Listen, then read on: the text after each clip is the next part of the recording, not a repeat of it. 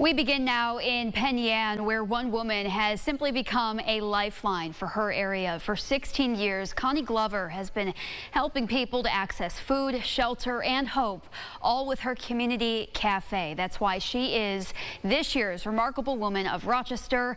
Ron Spitzer shares her inspiring story.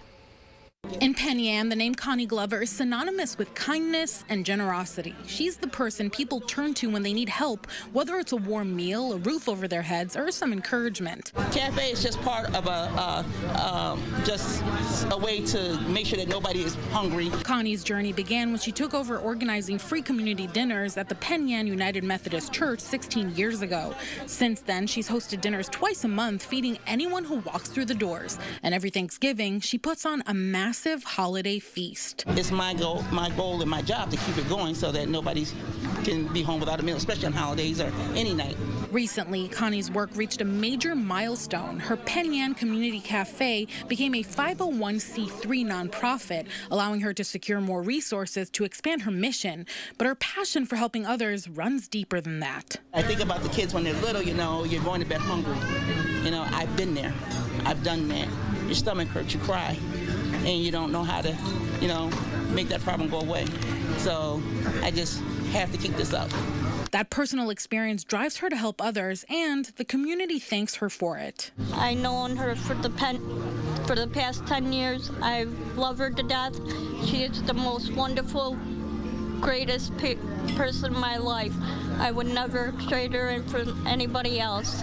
She helped us get into the shelter, and seeing we can't be together and we can only see each other outside, we are at her house almost every night. She takes good care of us. She cooks us dinner. Even though we have our own food, she's like, oh no, I'm making this. She's so sweet to us. Over the years, she's taken in more than a dozen children, including her nephews and foster kids. I have about 18 babies, but I didn't give birth to any of them. It's just children I've taken in through legal guardianship to help them out so that until they can go back home with their parents, and if they can't go home, you stay with me.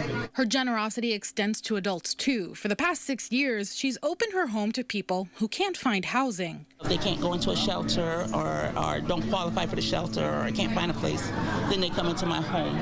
And while they're there, you have to look for a job. You have to look for housing. You have to follow my rules. I don't charge rent. I cook meals, and you're part of the family. And she does it all while managing her own health challenges, including lupus. Now, she's preparing to earn her master's degree in social work. If you're going to help the community and have your own agency, you got to have the knowledge. You can't just say you know what you're doing. You got to have that knowledge. Her next goal, expanding community dinners to once a week and eventually offering meals every day. God leads me to these people. He leads me to what he wants me to do. And I truly believe everything I do is because God wants it. I wouldn't be able to do anything without him. What he says, go. So if he tells me you got to take one more child, you take one more child. If you got to take one more person in, you take one more person in. He tells me, you buy a meal, I'll provide for you. He provides for me. Reporting in Penn Yan, Ron Spitzer, News 8.